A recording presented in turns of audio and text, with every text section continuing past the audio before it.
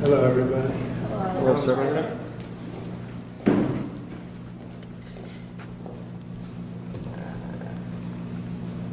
Beautiful. Wow, it's beautiful. It's the first renderings of what we're doing. So I want to wish everybody a big hello and Merry Christmas and welcome to Mar-a-Lago for this exciting announcement of the new Golden Fleet. We're calling it the Golden Fleet that we're building for the United States Navy. As you know, we're desperately in need of ships. Our ships some of them have gotten old and tired and obsolete, and we're going to go the exact opposite direction. We're delighted to be joined by Secretary of War Pete Hegseth, who's doing a fantastic job, and Secretary of the Navy, John Phelan. Marco Rubio is here, who gave a great few words toward the end of last week. He spoke for a couple of hours on what a good job we're doing, which is true. As Commander-in-Chief, it's my great honor to announce that I have approved a plan for the Navy to begin the construction of two brand new, very large, the largest we've ever built, battleships. You know, you used to build the Iowa, the Missouri, the Wisconsin, the Alabama, many others. We had big battleships. These are bigger, but they will have 100 times they'll be 100 times the force, the power, and there's never been anything like these ships. These have been under design consideration for a long time, and it started with me in my first term, because I said, why aren't we doing battleships like we used to? And these are the best in the world. They'll be the fastest, the biggest, and by far 100 times more powerful than any battleship ever built. So if you look at the Iowa, the Missouri, Wisconsin, Alabama, and others, but they were similar in size, some a little bit bigger than the others. But if you take the biggest one, it's 100 times more powerful. They're longer by a little bit, but and they're bigger. They're bigger ships, but they hold much more. They use the word lethality. Battleships are the largest, sturdiest, and most heavily armed vessel built specifically for naval combat. While America has built many new warships over the years, they've tended to be smaller and much smaller, and not conducive to where we are and where we're going, and peace through strength. But including, we've been building aircraft carriers. We're going to be upping that also. We're going to be going to a superior aircraft. We have the Ford class. We're going to be upping that to a different class of aircraft carrier. And we haven't built a battleship since 1994. These cutting-edge vessels will be some of the most lethal surface warfare ships. They will be actually the most ever built other than our submarines. We have submarines which will have, in many ways, even more lethality, and we have many of them under construction. Each one of these will be the largest battleship in the history of our country, the largest battleship in the history of the world ever built. And again, it's 100 times more powerful than the previous Iowa class, it's called. Those are the big ones that you'd see on a show. Victory at Sea. I don't know if anyone's seen Victory at Sea, but it was a classic. They'll help maintain American military supremacy, revive the American shipbuilding industry, and inspire fear in America's enemies all over the world. We want respect. We're going to have it. We already have it. We're more respected now than we ever were. A year and a half ago, they laughed at us. Now they respect us again at levels that they've never respected us. We envision that these two ships, we're talking about 10, but we're going to start with 2, and we're going to quickly morph into 10. And ultimately, we think it's going to be anywhere from 20 to 25 of these. But we're starting with the first 2 immediately, and we're going to then be very quickly involved with, I think, we're going to do another 8. And then we're going to ultimately and pretty quickly have a total of about 20 to 25. We'll make that determination. We envision that these ships will be the first of a whole new class of battleships to be produced in the years to come. From Theodore Roosevelt the Great White Fleet. You remember that? The Great White Fleet, to the legendary USS Missouri, whose massive guns helped win World War II. America's battleships have always been unmistakable symbols of national power. We stopped making them for whatever reason, I don't know. And I want to congratulate John Phelan, who is your Secretary of the Navy. He came to me the first day we met. He talked about battleships, and I said, "You're absolutely on the right track." He said, "Why are we doing other things? We have missiles, which are much more expensive." By the way, these battleships have tremendous numbers of missiles, but they also have guns. And in many ways, guns can do the trick just as well as missiles at a tiny fraction of the cost. Once completed, these new 30 to 40,000 ton plus vessels will be the flagships of the American naval fleet, and there has never been anything built like them. And I just want to be very clear that we're building them here. We're working with others, but we're building them here. We have great Navy yards. We'll be negotiating with some of the companies that are running those yards, taking over the yards. We used to build a ship a day during World War II. Now we don't do ships very much anymore. We do military ships. We do submarines. By the way, we're 15 to 20 years advanced in our submarines over anybody else. That was one of the things that I did in my first term. We make the best submarines by far in the world. We're at least 15 years advanced ahead of anybody else in submarine development. Most powerful, that's right, the most powerful weapon anywhere in the world, undetectable. So the battleships are going to be armed just in terms of guns and missiles at the highest level.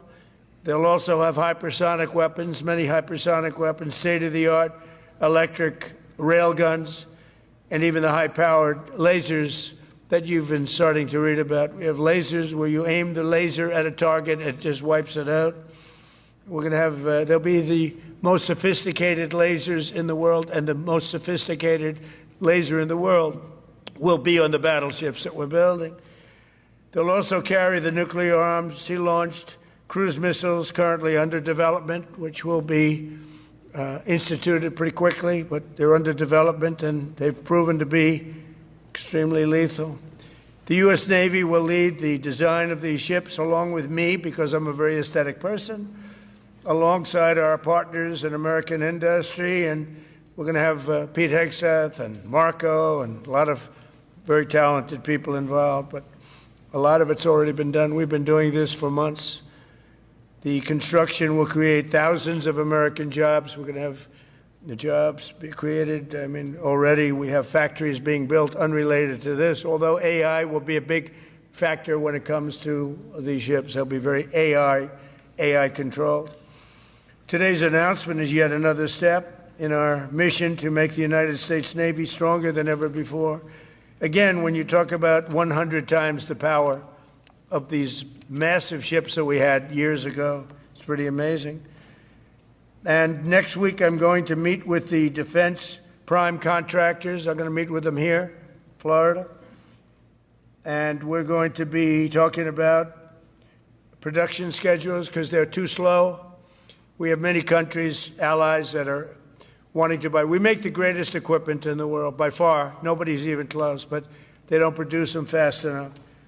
So we're going to be meeting with them to talk about the production schedules. We're going to have strong production schedules.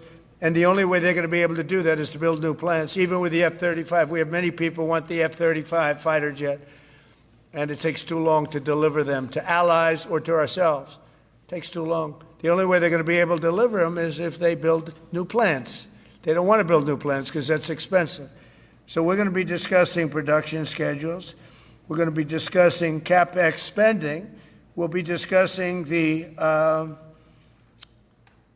pay to executives where they're making $45 and $50 million a year and not being able to build quickly. They're going to make that kind of money. They have to build quickly. Again, we make the best equipment in the world, but they don't make them fast enough.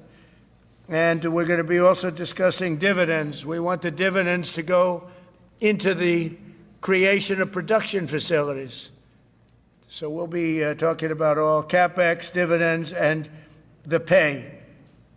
We're also going to be talking about buybacks. They spend so much money on buybacks. They want to buy back their stock. I don't want them to buy back their stock. I want them to put the money in plant and equipment so they can build these planes fast, rapidly, like immediately. I mean, I have sold more planes than any president by far, times probably 20.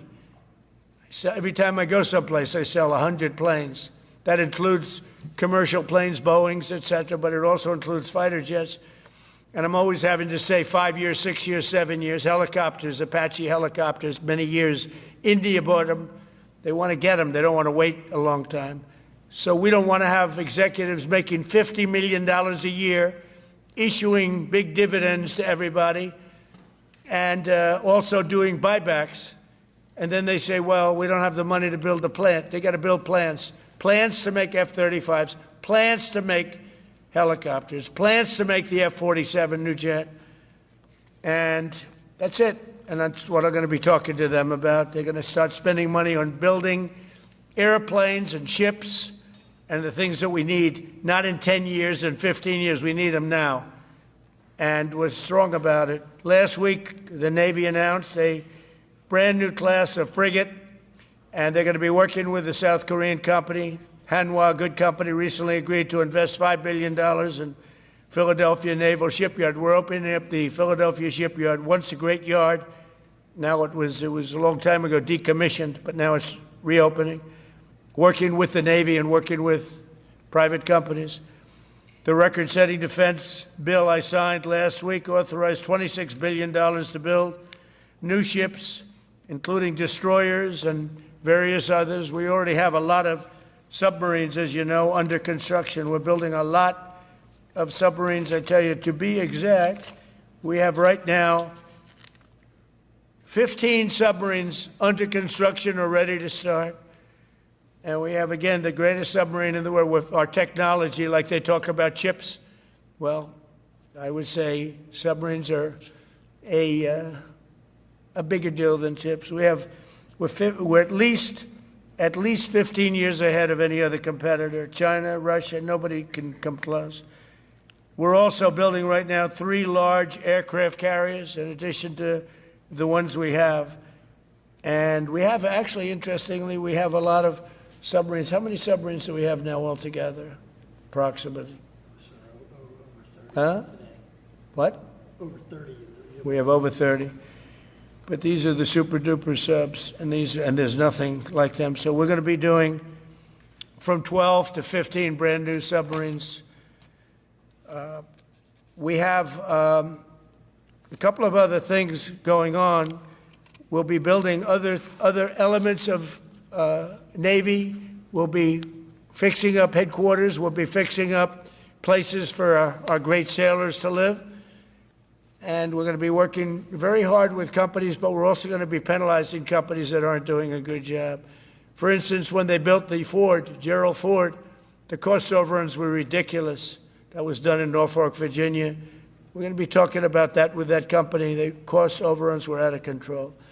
In World War II, the United States built upwards of 4 ships per day. Can you believe it? 4 ships a day, on average. And now there weren't all big warships, but there were ships, freighters, tankers.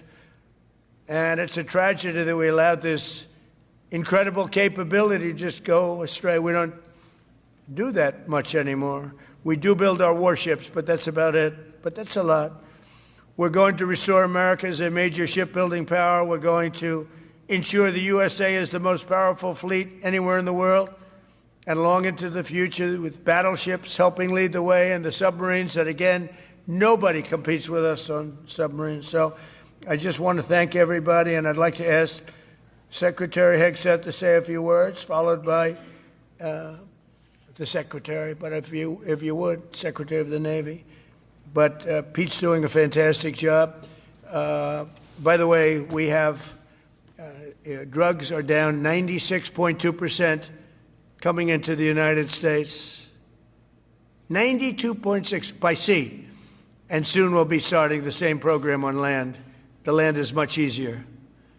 But every one of those boats that we knocked out saved 25,000 lives. So we saved 25,000 lives every time we knock out one of those boats with the drugs pouring in. And you just have to see it. I mean, people say, oh, gee, do you think it was really drugs? Well, just take a look. Bags all over the place. That's not fishing equipment. There's no fishing rods on those boats. They move fast. When you see a boat with 4 engines or 5 engines on, going 40, 50 miles an hour, well, they get hit. We save 25,000 lives every single time we knock out a boat. And it's over 96% stopped by sea. We're trying to figure out who the other 4% are, frankly. And we're going to have the same success, but even quicker, because it's much easier on land. If they want to come by land, they're going to end up having a big problem. They're going to get blown to pieces, because we don't want our people poisoned. 300,000 people died, probably last year 300,000. A lot of people say it was 200. Somebody said last night it was only 175,000 people. That's like 3 stadiums, big football stadiums filled up with people died. But I think the real number is 300,000.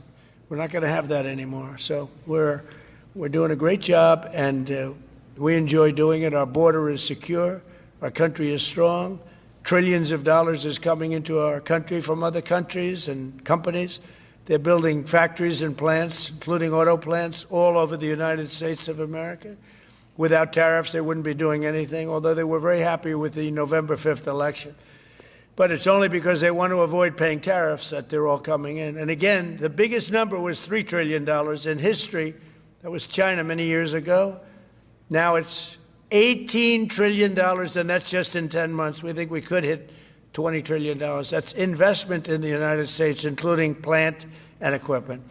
So thank you very much, and I'll ask Pete to say a few words, and then John. And if you have any questions, we'll take them. Thank you. Thank you, Mr. President.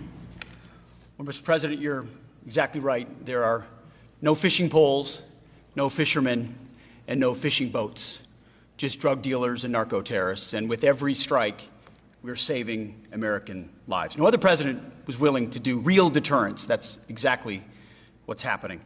It's an honor to be here, Mr. President, Mr. Secretary, Secretary Rubio, to talk about what peace through strength really looks like. You can talk about it, or you can invest in it, and you can build it. And that's exactly what President Trump is doing.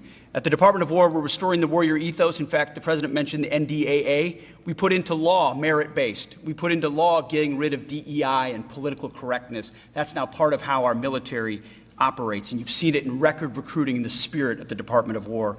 We're rebuilding the military. President Trump did it once. He's doing again with historic investments today in shipbuilding.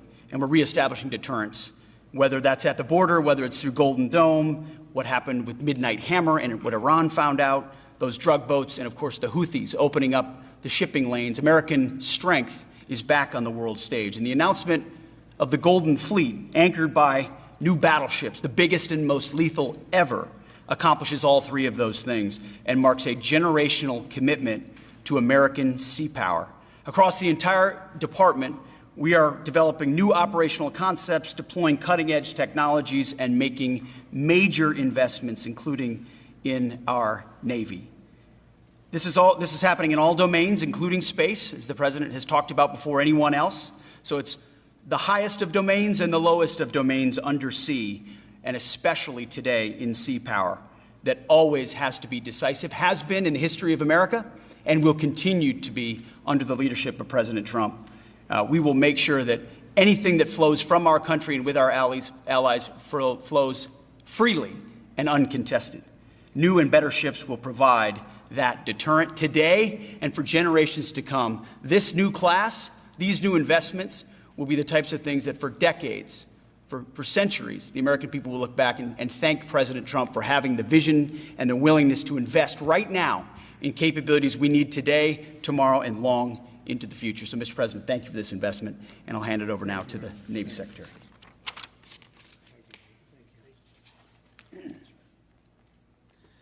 Mr. President, Secretary Hegseth, Secretary Rubio, thank you for being here on a very consequential day. From my very first conversation with President Trump about serving as the Secretary of the Navy, he's talked about the great Iowa-class battleship and why America doesn't build ships anymore with that kind of offensive firepower that takes the fight to the enemy. During my time in the job, I've talked extensively with our combatant commanders, like Admiral Paparo and Admiral Cooper, and our CNO, Admiral Cottle. And what I've learned is that not only is the President's idea a good one, it's something that Navy desperately needs and now has a formal requirement for. The future Trump-class battleship, the USS Defiant, will be the largest, deadliest, and most versatile and best-looking warship anywhere on the world's oceans. I want to thank the President for his vision to make this game-changing capability for the United States Navy. The Iowa was designed to go on the attack with the biggest guns, and that's exactly what will define the Trump-class battleships: offensive firepower from the biggest guns of our era. This ship isn't just to swat the arrows. It is going to reach out and kill the archers. And for the first time in generations, we'll have a new leg in America's nuclear deterrence, because the Trump-class battleship will carry the nuclear-armed, sea-launched cruise missile. Striking dominance isn't all that the Trump-class battleship brings to the fight at sea. It has the size and capacity to serve as a flagship for our fleet commanders so that they can command and control naval forces far out to sea. As shown in the series, and the President mentioned it, Victory at Sea, Admirals Bull Halsey and Raymond Spruance commanded the war in the Pacific from their battleship flagships during World War II. Now this new battleship will command everything from warships to drones and everything in between. We're going to make battle groups great again. And this is just one piece of the President's golden fleet that we're going to build with the investments he talked about. A new frigate, the right frigate, the one our warfighters have told us they need. More amphibious power for our Marines with new capabilities like the medium landing ship. As part of the Navy's high-low mix, we're moving out aggressively on unmanned vessels with funding from the President's One Big Beautiful Bill to bring options to the fight and pull new, non-traditional defense partners into the American shipbuilding ecosystem. And we're making a generational investment in support ships. Logistics wins wars, and that kind of shipbuilding is the spark that will ignite the industrial base and help power the commercial shipbuilding that the President has called for. Under your leadership, Mr. President, we will have more tonnage and firepower under construction than ever before in our history. Building the President's Golden Fleet means jobs across the United States now. There'll be work for shipyards everywhere, from Philadelphia to San Diego, from Maine to Mississippi, from the Great Lakes to the Gulf Coast, and for manufacturers that will build components for this battleship in every state. The President has been clear. We must bring back our American maritime industrial might. And he has told me many times that as Secretary of the Navy, it is my job to equip our sailors to win the fight at sea with the finest ships in our history. To conclude, the USS Defiant battleship will inspire awe and reverence for the American flag whenever it pulls into a foreign port. It will be a source of pride for every American when it brings home our brave sailors who will sail defiant, raise their fists, and say, "We are peace through strength." And our adversaries will know when the Trump-class USS Defiant appears on the horizon, American victory at sea is inevitable. Thank you, Mr. President. Now, when a conflict arises, you are going to ask not one, but two questions. Where are the carriers and where are the battleships? Thank you. Thank you very much. Thank you. I just want to mention that John Phelan is one of the most successful businessmen in the country, in our country. It's been a tremendous success, and he wanted to do this, and for nothing. He's taken probably the largest salary cut in history, but he wanted to do it. He wants to rebuild our Navy, and you needed that kind of a brain to do it properly. So I just wanted to give you a little information on him, which is probably enough, but one of the most successful men in the country, and he's that because he understands it. and he understands finance in addition to what we're talking about. Somebody who's doing a fantastic job is Marco Rubio, Secretary of State. And Marco, maybe say a few words, and then we'll answer some questions. Thank you. Thank you, Mr. President. And I don't have much to add. This is a phenomenal presentation. Thank you, Mr. President. This is American industrial power returning. This is the ability, once again, to rebuild, to have industry in the United States. This is generational in the change, not just in terms of applying American war power, increasing our ability to protect the seas. The U.S. Navy is the single biggest source of peace in the world of all of our forces because it gives us a global footprint. But it rebuilds American industrial capacity. The ability to make things again in our country has been critical to what the President's agenda has been all about, and this is a tangible reminder of it. And I know the country's grateful for it, and generations of Americans will be grateful for it. So thank you. Thank you, Marco. By the way, I think I'd just like to point out that these ships are made of steel as opposed to aluminum. It's a big difference, as you know. Battleships, the great battleships, had 6- and 7-inch steel hulls, and these are going to be likewise made out of very powerful steel. Our steel industry is coming back very strongly, by the way. It's coming back at record numbers, and we're going to be using them for the steel, but as opposed to an aluminum side, which, in all fairness, is not the same. So, John, we're going with all steel, I understand. And that's going to be something that people are surprised. More expensive, but not even comparable in terms of the importance and the strength.